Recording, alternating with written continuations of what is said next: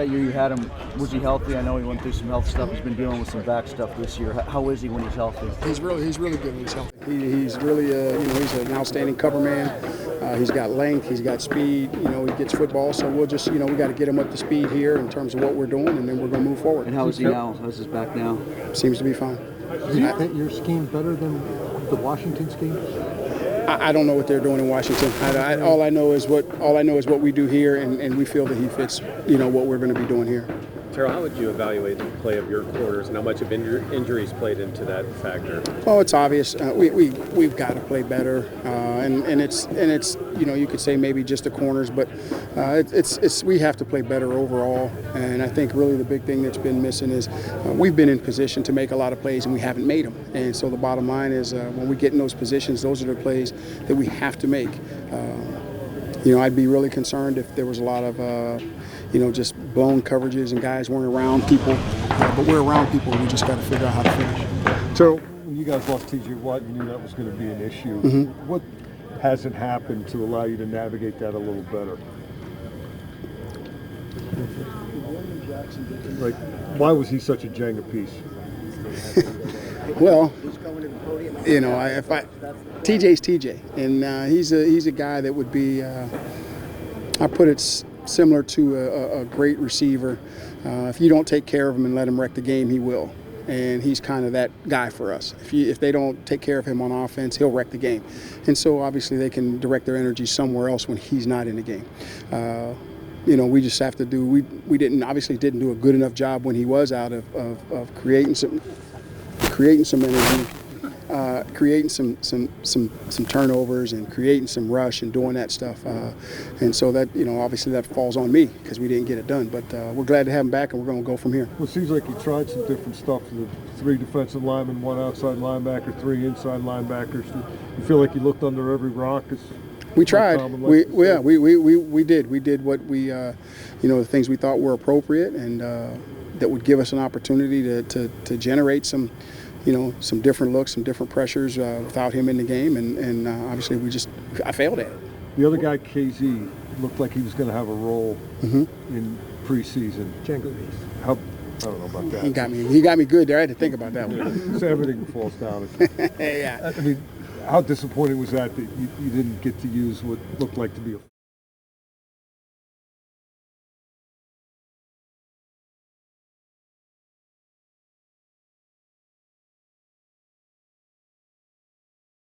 we'll find a role for him, but he's a really good football player, and I'm glad he's back. With the new corner in the mix here, I was curious, what are some of the unique demands of playing corner in the Steelers system?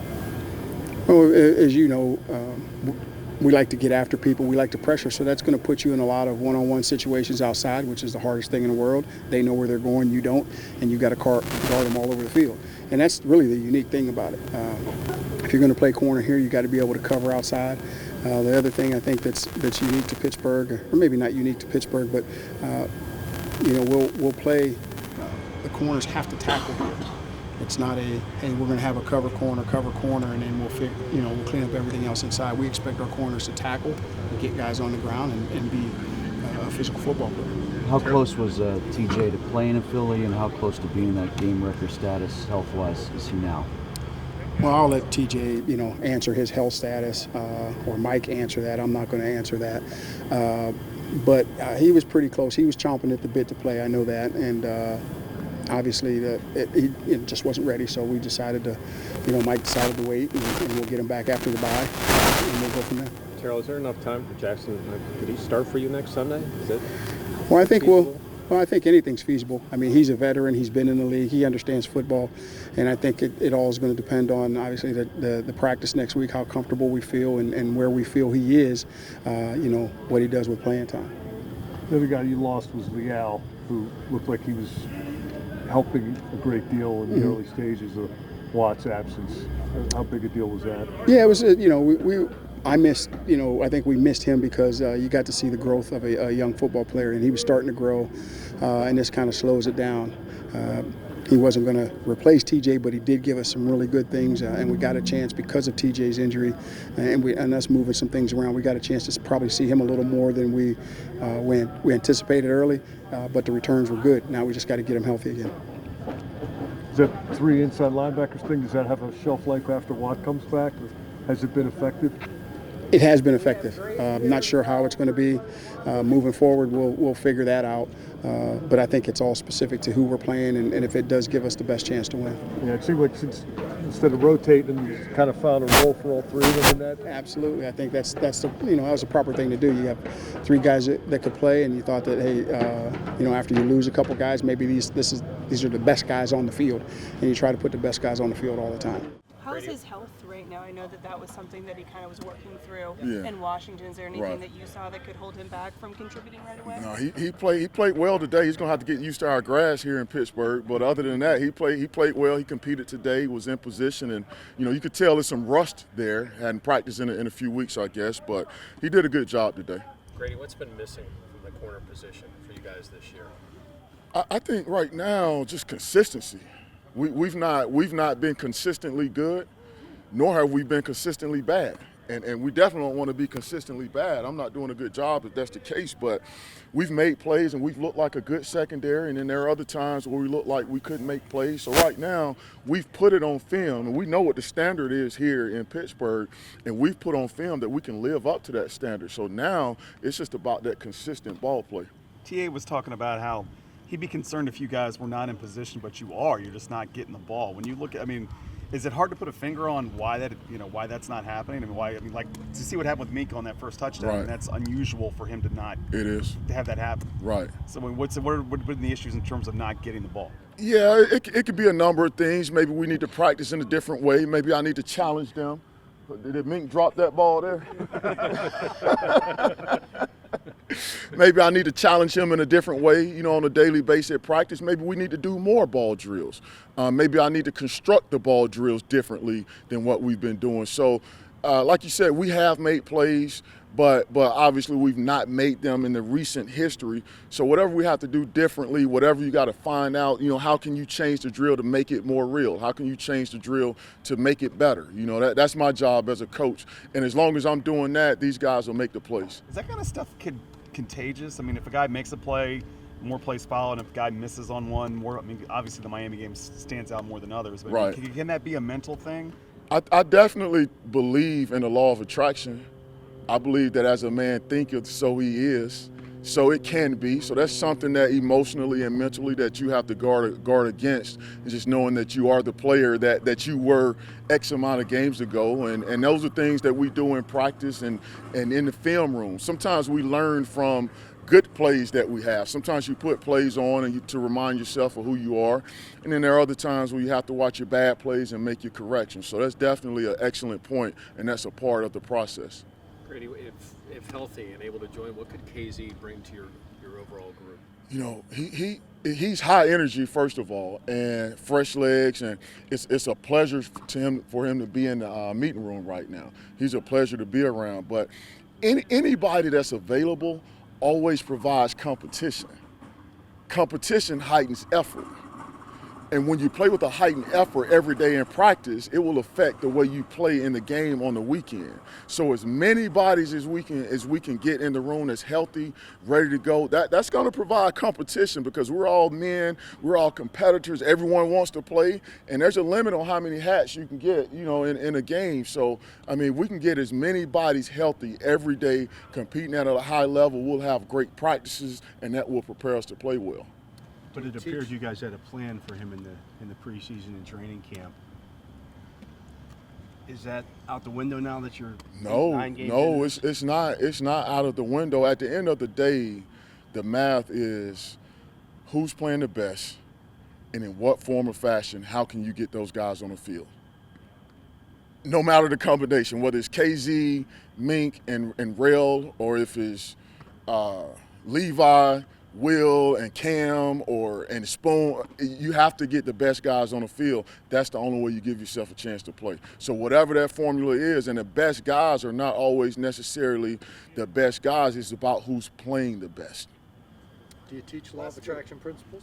And if so, how? I talk about law of attraction. I talk about the Bible at times. I talk about everything from a positive, from a positive thought process, or everything that really leads us and guides us as to what we're dealing with on a daily basis.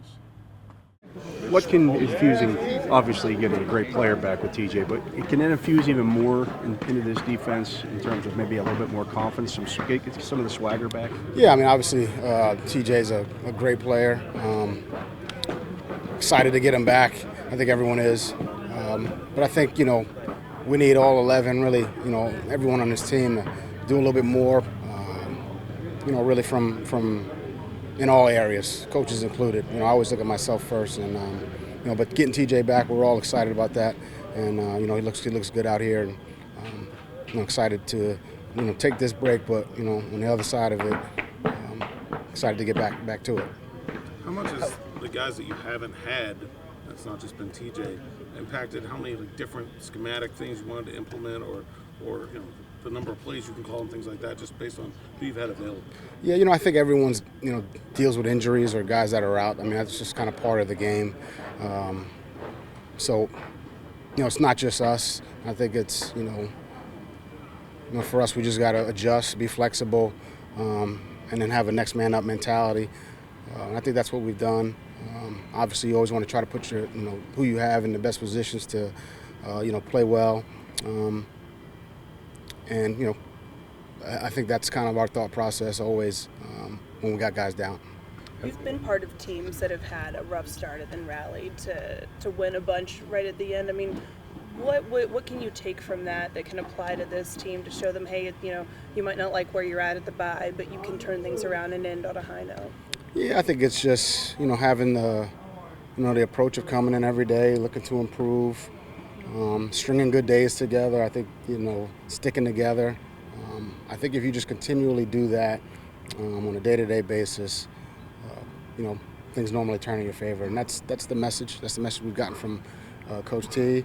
And, I think we've had 2 good days out here just, getting back to fundamentals and technique and communication. And I think, guys will be excited to get back and get going next week. Right. Along those lines, is it difficult to avoid finger pointing, blame, things like that amongst guys that are, Yeah, we got a good group, and that's something that, I haven't seen. There's finger pointing, placing blame. I think it's kind of a little bit of,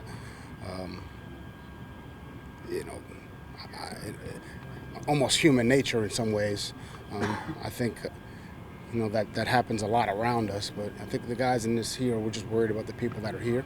I think that's the, that's the way we should go about business, is just worry about the guys who are here and worry about our individual improvement on a daily basis. So, I'm not seeing a lot of, of that. I think this is a really good group. How have you seen Devin's progression here in the time you've been with him in this first half of the year? Devin's worked, to improve really in every area of his game the entire year. And like everyone, he's had some good plays. He's had some plays he wish he had back, but overall, I think he's doing a lot of good things. And we just had a conversation today. I had a conversation with all the backers, kind of like a mid-year review, and some of the things that we need from guys moving forward. And that conversation with Dev, he's excited about the second half of the season, and I'm really trying to string together good days, which hopefully leads to good performances in the games. Kenny talked about from an offensive perspective, wanting to see better study habits, more accountability from the offensive guys. Defensively, are you happy with where the guys are, especially the ones that you're working with as far as their study habits? I think you can always do more, and I think more is a must, especially and I think we should have that thought process, whether it's good or bad. And that's something that I try to impart on our guys, as many guys as I can. Defensively, that we're all continually trying to get better, and watching a little bit more film, studying a little bit more. It never hurts. Always trying to get a little bit more of an edge, and that's kind of a little bit of the advice or counsel I try to give to players. I think they do that. They do it. I know they do that, and just always trying to get better. How tough can it be to keep guys motivated from a coaching perspective? You know what? It's when you're playing this game, if you're not motivated to play, you're in the wrong business. So I think all guys are motivated to play and compete and get better and improve. I don't think it's tough at all. I think the game is it's a competitive game. Guys enjoy playing. Guys enjoy competing. You feel that energy, in a stadium. It sounds like it's hard at all to get motivated. Will, welcome to Pittsburgh. What was your reaction to the news? It was definitely crazy. Pittsburgh is a great organization to play for. So I played them for 5 years, twice a year. So it's cool. It's real cool to be over here playing with these guys. Did you think you were going to get drafted here? I did. I sat down with Mike T and all them, and we was talking, and I just thought it was going to happen. But, things happen in the draft. Does that familiarity, how much does that help you with the adjustment here? Mike talked about that being a factor in why they wanted to trade for you, but how does that help with your fit jumping in here in the middle of a season? It's the first day. I'm just trying to learn the ins and outs of the defense, learning my leverage, where I need to go, where I can't go. So I'm still learning this first day. So I'll just get my feet wet today and hopefully come out in the next couple of weeks and be in there. Does the press man scheme here suit you better than Washington's scheme? Yeah, it do. I mean, I've been playing man all my life, but obviously we got to work at it every day and get back used to playing man. And, it's going to come with repetition. How was it going at Washington for you? It was cool. I enjoyed my time there. I have nothing but love for the guys. And, things just didn't work out, but I have nothing but love for them. Was it more of a... I'm just trying to come in and be the player that they want me to be, whatever they may be. I just got here, so, it was a whirlwind. Everything was happening fast. I didn't even get to talk to the coaches good, so it just getting comfortable with the guys and knowing what I got to do. How's the back? It's good. It's good. I'm getting around almost 100%, and I'm just ready to get on the field. What's your comfort level playing various positions in the secondary? Do you see yourself right corner, left corner? Can you move in the slot, that kind of thing? I mean, I can move around, whatever they want me to do. I'm willing to do it and figure it out. We athletes, wherever I can do to help the team, I go there. How long familiarity with Teryl Austin? Are there any similarities between what he did when he was the DC in Cincy and what you guys are doing now? Yeah, it's definitely similar, but just different terminology. I had him for a year, and he did great with me, and it's just crazy how it all came back around. What happened with the back? How long ago did you be dealing with that? It was like 3 weeks. 3 weeks ago, just made a tackle and kind of felt it, played through it. But as athletes, we're gonna always try to play through something. Getting a week and a half of practice, is that enough time to get significant playing time in that New Orleans game? We just got to figure it out. I can't really make that call. I just want to get in and get comfortable and knowing exactly what I got to do and know the ins and outs of the defense. How did things kind of develop for you yesterday? I know there was a report Washington was considering releasing you if they didn't get a trade partner. I mean, just what was your process like yesterday, waiting for something to materialize? I was actually with my family. It didn't bother me at all. I'm not one of them guys that watch the media. I'm not even on social media. So I'm not one of those guys that look into that. Whatever happens, happens, and I'm glad I'm here. Did Washington give you a set of expectations or what you should kind of expect going into yesterday ahead of the trade deadline, or what they were looking to do with you? No, I didn't talk to them till after. It was in the air, and I kind of, it was a mutual agreement. So, I was expecting for it to happen. Do you feel blessed not being on social media? Oh yeah, man. Social media, man. Social media had you depressed, man, for no reason. You go home to a great life, So I'm not really on social media. That don't really bother me at all. You mentioned you thought you were going to be drafted here. So can you take us back to what that first round was like? And, you're looking and maybe Pittsburgh might get a hold of it and Cincinnati grabs you. What'd you think about how that went down? It was crazy, but it is what it is. Either way it go, I was blessed to actually even go first round. I was dreaming about that as a kid. So, I just took it all in. I just moved forward. Like, were you on the phone at any point with Pittsburgh? Man, everything, man. And it just, Cincinnati was on the clock. They picked me, and Pittsburgh was next. Where were you watching the draft from? Houston, Texas, yeah. Who was with your family and stuff? Yeah, with my family. We just were watching it. I didn't even sit down until the 23rd pick, so I kind of figured it was coming, but, it was Cincinnati. Did you have extensive meetings with the Bengals, too, as much as the Steelers? I didn't. I had, they got on my visiting card the last minute, and just so happened. So how close are you to that 4.37 you ran back then? Oh, that never leaves. You know, that never leaves. You know, I always been a fast guy all my life. You know, but you know, slow guys can look fast with technique. So it's all about your technique in this league, and that's what I got to work on. Well, I know you didn't face it, but what have you, I guess, come to know with your times playing the Steelers and the way they operate on defense? What's been your assessment of their defense? I just know they get after it, man. They a real physical team. Just for watching them over the years, I know they get after the quarterback, and that was something that I admire about the team. How fast did it take you to get here? 3 hours. You drove up? Yeah, I drove up. You know, it was dark, so it wasn't a good scenery, but I enjoyed the drive. Thank you. Thank you. Welcome.